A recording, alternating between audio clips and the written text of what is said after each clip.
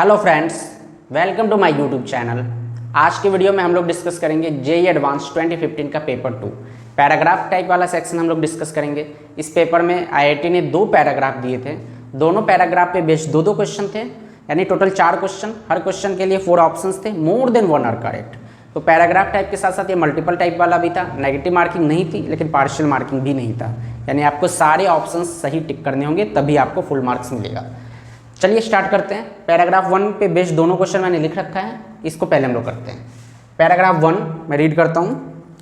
Late N1 and N2 be number of red and black balls respectively in box 1। ठीक है।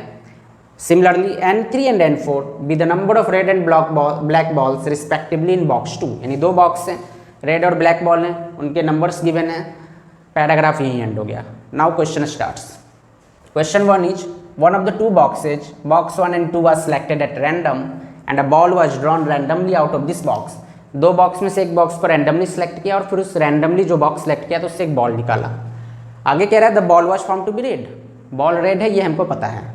If the probability that this red ball was drawn from two bag two, ठीक है, is 1/3, then what are the possible values of N1, N2, N3, N4। ये उसी order में लिखे हुए हैं, N1, N2, N3, N4। Okay तो question को पढ़ते पढ़ते ही हमें समझ में आ गया होगा कि this question belongs to Bayes theorem.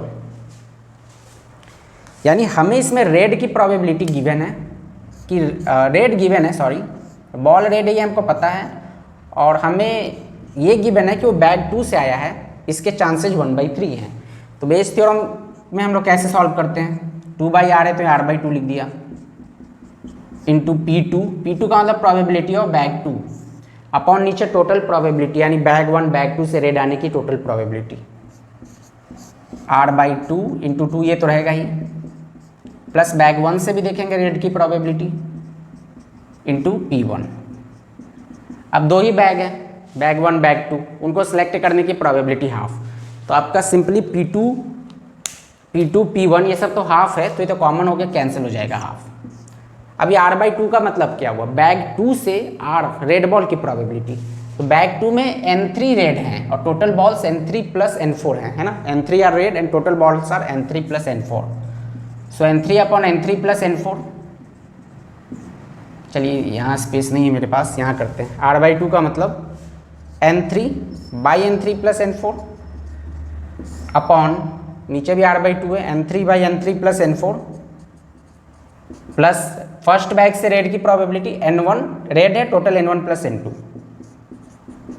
है ना। ये हमें कितना गिवन है? 1/3। तो इसको 3 मल्टीप्लाई करके सिंप्लीफाई करते हैं तो हमें मिलेगा N1 by N1 plus N2 equal twice of N3 by N3 plus N4, है ना। 3 से मल्टीप्लाई हुआ, फिर एक माइनस होगा। अब ऑप्शन से ही खेलना है हमें, क्योंकि वैल्यू डायरेक्ट तो निकाल नहीं सकते। ऑप्शन ए पुट करो, 3 N1 N2 N3 N4, 3 + 3 6, 3/6 1/2 आ गया। 5 + 15 5/20, 2 × 1/4 यानी 1/2। Option A is correct. Similarly 3/9 ये 1/3 आ रहा है। 10/60 नीचे वाला पूरा ऐड हो रहा है, 1/6 × 2 1/3, ऑप्शन बी। और आप चेक करेंगे तो सी और डी आपको गलत मिलेगा, तो एंड बी आर करेक्ट। ठीक है, सिंपल था। चलिए इसी पैराग्राफ पे बेस्ड दूसरा क्वेश्चन है। A ball is drawn at random from box 1। Box 1 से एक बॉल निकाला and transfer to bag 2। Bag 2 में ट्रांसफर कर दिया। If probability of drawing a red ball from 1 after this transfer is 1/3। Language पे बहुत ध्यान देंगे हम। ये कहना चाह रहा है कि बॉक्स 1 बॉक्स 2, इसमें रेड बॉल N1 है और ब्लैक बॉल N2 है। इससे हमने एक बॉल इसमें दिया है, तो 2 केस हो सकता है रेड चला गया हो सकता है ब्लैक चला गया हो। इसमें पहले से N3 रेड था, तो एक रेड और मिल गया, तो N3 + 1 और ब्लैक N4। इस केस में N4 + 1। तो अब इसके पास कितना बचा? पहले केस में, केस 1, जब आपने रेड ट्रांसफ़र किया तो रेड है N1 - 1 और ब्लैक है N2। केस 2 रेड नहीं ब्लैक ट्रांसफ़र हुआ है, तो N1 और N2 - 1। ठीक है, तो ट्रांसफ़र करने के बाद हम बैग 1 से ही निकाल रहे हैं, बैग 1 से, फ्रॉम 1। और वो बॉल जो हमने निकाला उसके रेड आने की प्रोबेबिलिटी 1/3, यानी अब कंडीशन ये है, इसकी तो ज़रूरत भी नहीं है, ठीक है। तो इस केस में रेड की क्या प्रोबेबिलिटी हो गई, n1 - 1 अपॉन n1 + n2 - 1, ठीक है। इस केस में n1/n1 + n2 - 1। अब ध्यान दो आप, ये दोनों केस आए कब, ये केस कब आया, केस 1 जब रेड ट्रांसफ़र हुआ था, ये केस जब ब्लैक ट्रांसफ़र हुआ था, तो उसकी प्रोबेबिलिटी से ही मल्टीप्लाई होगी। तो रेड ट्रांसफ़र होने की प्रोबेबिलिटी n1/n1 + n2, वो इसके साथ मल्टीप्लाई हो जाएगा, n1 - 1 upon n1 + n2 - 1। Second case कब आया था, जब n2 यानी ब्लैक ट्रांसफ़र हुआ था, उसकी probability n2/n1 + n2 into this n1/n1 + n2 - n1, and this is given as 1/3। यहाँ तक आपको दिक्कत नहीं होगी। अब कॉमन क्या आ रहा है, डिनोमिनेटर पूरा कॉमन आ रहा है, n1 ऊपर से कॉमन आ रहा है, हमारे पास ये कॉमन है, n1/n1 + n2 into n1 + n2 - 1, बचेगा यहाँ से n1 - n1 और यहाँ से n2, n1 - 1 + n2, this is 1/3। तो ये और ये तो हमारा कैंसिल हो गया, यानी इससे आपको मिलेगा 2n1 = n2 जब आप सॉल्व करेंगे, 3n1 - n1। So the option A, sorry 2n1 = n2, ये n1 ही n2 है, यानी n1 का ट्वाइस ये होना चाहिए, तो ये गलत है, ये गलत है, 10 × 20, 3 × 6, ओके। तो ये भी सिंपल था, बस अगर हमने लैंग्वेज को ध्यान से पढ़ा तो, ठीक है। प्रोबेबिलिटी का हो गया। अब सेकंड पैराग्राफ का 2 बोर्ड पे है, पैराग्राफ 2 फंक्शन से रिलेटेड कुछ दिख रहा है मुझे, इसको करते हैं। Let f capital F R be thrice differentiable function, 3 बार हो रहा है differentiation. Capital F at 1 is 0, capital F at 3 is -4, f dash x derivative of capital F is less than 0 for all x belongs to ½ 3। इस interval में f x equal small f, ध्यान से लिखिए, small f equal x into capital F for all x belongs to R। Now there are 2 question. पहला question तो direct which is correct, इन चारों options को चेक करना है हमें कौन कौन से इसमें करेक्ट हैं। तो आइए सबसे पहले तो f'1 की बात हो रही है, स्मॉल f की। तो स्मॉल f का ये रिलेशन जो गिवन है, इसका मैं डेरिवेटिव निकाल लेता हूँ। f' is simply x cap into capital F' plus f(x), ये हो जाएगा। अब इसी में मैं x की जगह 1 रख देता हूँ, तो f'1 equal f'1 plus f1, capital F इधर। तो कैपिटल F1 तो 0 है, देख लीजिए आप, और कैपिटल F' लेस देन 0 है हाफ से 3 में, तो इसमें 1 भी तो आएगा, यानी ये तो 0 हो गया और ये लेस देन 0 हो गया, यानी f'1 is less than 0 is correct option, option is correct. Now option B, f2 is less than 0, f2 यहीं लिख देता हूँ, f2 is 2 capital F2, small f2 equal 2 capital F2। तो f2 अगर नेगेटिव होगा तो ये भी नेगेटिव होगा, तो f2 को देखते हैं हम। इसका हम लोग ग्राफ बना सकते हैं क्या, कैपिटल F का एक रफ ग्राफ ड्रॉ करने की कोशिश करते हैं। देखो ये क्या कह रहा है, 1 पे 0 है, कैपिटल F का ग्राफ बना रहा हूँ मैं, इधर x है, ये f है, 1 पे तो 0 है एंड 3 पे -4 है, f3 इज -4, ठीक है, कहीं भी हो माइनस से मतलब है मैं। अब f' लेस देन 0 है, डेरिवेटिव लेस देन 0 है, that means function is decreasing in the interval 1/3। तो 1/3 की बात हो रही है, इसी में 1/3 इसी इंटरवल का पार्ट है ना, तो ग्राफ कुछ ऐसा बनेगा, डिक्रीजिंग बनेगा, यहाँ पे 2 आएगा, यानी f2 जो है आपका नेगेटिव होगा। Capital F2 is negative, that means small f2 is also negative, so the option B is correct. Now we will see option C, f' not equal to 0 for any x belongs to 1/3। f' क्या 0 हो पाएगा, f' तो हम निकाल ही चुके हैं, f' 0 तभी होगा जब ये पूरा 0 होगा, और ये पूरा 0 तभी होगा जब या तो ये दोनों ही 0 हों या एक प्लस एक माइनस में हो। यहाँ आपने क्या देखा कि इंटरवल 1/3 बता रहा है, 1/3 में f मेरा नेगेटिव है, दिस वन इज नेगेटिव, और f' भी नेगेटिव है, तो दो नेगेटिव मिलके 0 नहीं हो पाएंगे, ये नेगेटिव ही होगा। तो f'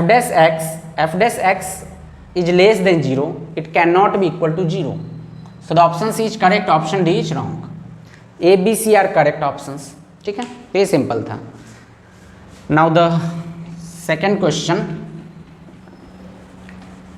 क्वेश्चन में हमसे क्या पूछ रहा है इन्होंने दिया है integration of 1 to 3 x square into f dash x d x is -3 capital F है x cube f double dash is 40 and then there are options. ये 9 लिखा हुआ है 9 एफ डैश 3। चलिए इंटीग्रेशन करते हैं बाय पार्ट्स से, इसको फर्स्ट फंक्शन इसको सेकंड फंक्शन। ओके तो इंटीग्रेशन करते हैं अब इसका। एक्स स्क्वायर को होल्ड किया, फर्स्ट फंक्शन सेकंड फंक्शन का इंटीग्रेशन माइनस फर्स्ट का डेरिवेटिव इंटू सेकंड का इंटीग्रेशन, यही होता है इक्वल -12। लिमिट 1 से 3 है, 1 से 3। अब ध्यान से देखिए आप, ये जो x इंटू एफ एक्स है इसको मैं एफ एक्स लिख सकता हूँ, स्मॉल एफ एक्स है ना। और यहाँ हम लिमिट पुट कर देते हैं, पहले 3 रखा तो 9 कैपिटल F3 माइनस 1 रखा तो F1 minus twice of small F x integration 1 to 3 x F x को हमने स्मॉल एफ एक्स लिख दिया है बस।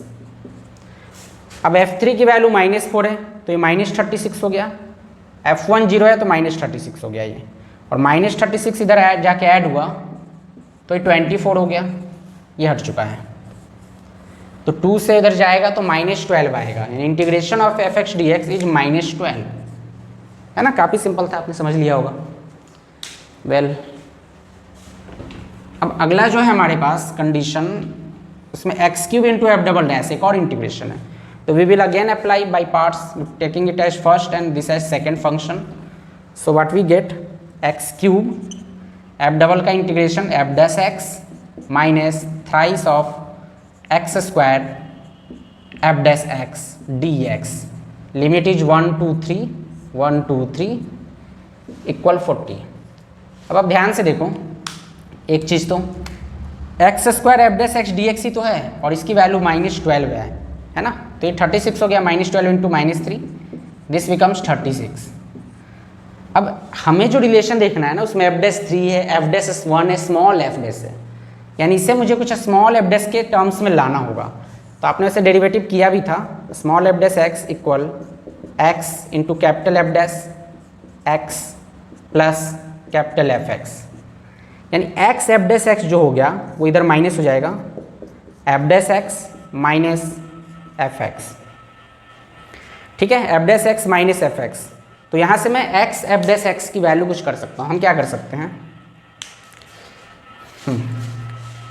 ये आपको दिख रहा होगा एक्स क्यूब है तो इसको एक्स इंटू एक्स स्क्वायर लिख देते हैं, यानी एक्स एफ डैश चाहिए तो x square into x F dash x, और एक्स एफ डैश एक्स की value F dash x minus F x, F dash x minus F x, और limit लेना है 1 से 3, और ये प्लस 36 इधर जाके माइनस हो गया, 40 माइनस 36 इज 4।